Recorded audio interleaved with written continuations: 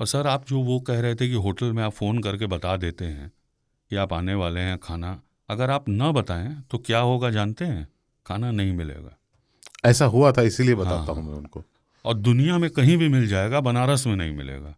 क्योंकि बनारस के लोगों का स्वभाव है ये कि जैसे ही आप कोई काम उनसे कहेंगे, अगर काम करने वाला आदमी है तो वो आपसे कहेगा कि भैया ये तो ना हो पाई, और नहीं करने वाला है अगर, तो वो हाँ हाँ तो कह देगा आपके सम्मान में, करेगा अपनी गति, अपने छंद में, अपने व्याकरण में।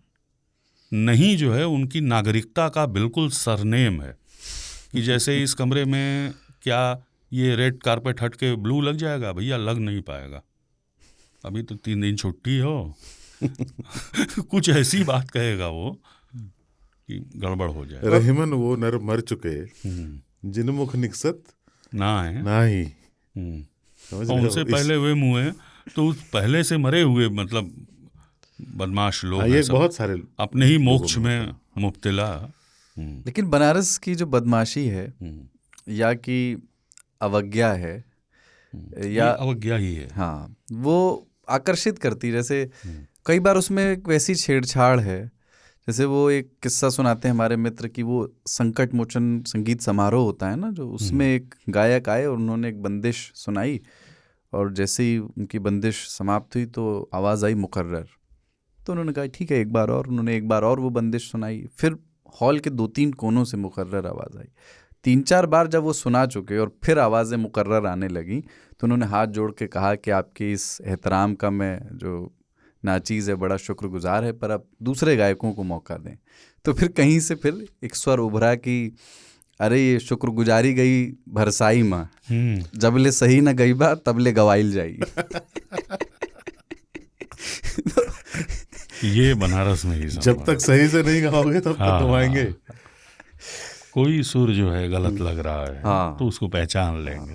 लेकिन ये बड़ा मशहूर जगत प्रसिद्ध कार्यक्रम होता है ना संगीत वाला, संसार प्रसिद्ध कार्यक्रम है। और मेरा सौभाग्य है कि इस वर्ष 7 रातें जाकर मैंने उसका संचालन भी किया है। तो उसका अपना आनंद है, और आनंद सिर्फ संगीत सुनने, उसे सराहने या उस पर एकाग्र हो जाने का नहीं, बल्कि उस माहौल में रहने का। जब मंच तैयार हो रहा है, अब जैसे वहाँ के साउंड वाले जो हैं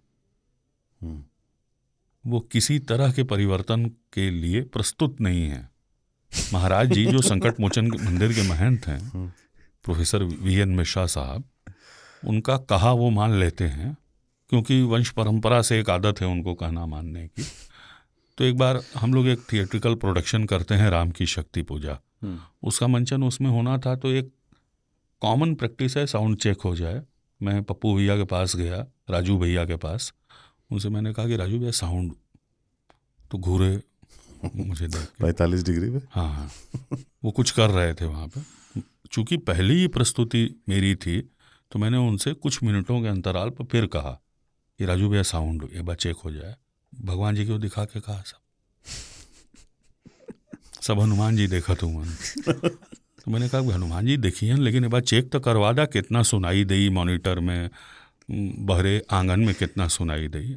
ये कहाँ मर्दवा परेशान हो दूंगा, इतना बड़ा बड़ा लोग एलन, उनके कोनो दिक्कत है नहीं है तो के, इस तरह से कहा। और वो साउंड चेक के लिए राजी नहीं हुआ तो नहीं हुआ, उसने सबको जो है, उसको कोई लाभ नहीं है चेक न करवाने में। मुझे पता है, चाहे तो एक बार एक 3.5 mm का जैक दे, मैं अपने लैपटॉप में लगाऊं, बजा के संतुष्ट होकर चला जाऊं तैयार होने कि साउंड बढ़िया है। लेकिन ये आत्मविश्वास वो मुझे नहीं देना चाहता। वो कह रहा है हनुमान जी जो करेंगे ठीक हो। और अक्खड़ होना। जब छन्नूलाल जी को पद्म भूषण मिला तो वीरभद्र मिश्र जी जीवित थे, तो हम लोग जानते थे। उसके पहले एक कार्यक्रम हुआ था 3 मूर्ति भवन में, और छन्नूलाल जी की आदत थी बहुत लंबी लंबी व्याख्याएं करने की। है जैसे मानस गा रहे हैं तो वो पूरा बताने लगेंगे आपको कि ये राम विवाह का प्रसंग है, और देखिए खंभे जगमगा रहे हैं, और उसमें राम और सीता की छवियां ऐसे बन रही हैं जैसे काम और रति आदि आदि। तो छन्नूलाल मिश्र, प्रोफेसर वीरभद्र मिश्र जो संकट मोचन मंदिर के महंत थे और पर्यावरणविद, उनको अपना गुरु मानते थे। वीरभद्र मिश्र छन्नूलाल से संगीत सीखते थे, इसलिए उन्हें अपना गुरु मानते थे। दोनों एक दूसरे के गुरु और एक दूसरे के शिष्य थे और बहुत पुराने मित्र भी। तो जब ये 3 मूर्ति भवन वाला राजनैतिक दृष्टि से संवेदनशील कार्यक्रम हो रहा था, तो महंत जी ने कहा, एक स्क्रिप्ट बना के उनको दी कि आप कैसे कैसे क्या क्या गाइएगा, और हाथ जोड़ के उनसे निवेदन किया कि गुरुजी हुआ जाके भाषण मत दिए। व्याख्याओं से जो अंतराल होता है, जो रस विघ्न होता है, वो ना हो। छन्नूलाल जी ने वो किया और वो ट्रिक काम कर गई, पद्म भूषण मिला उनको।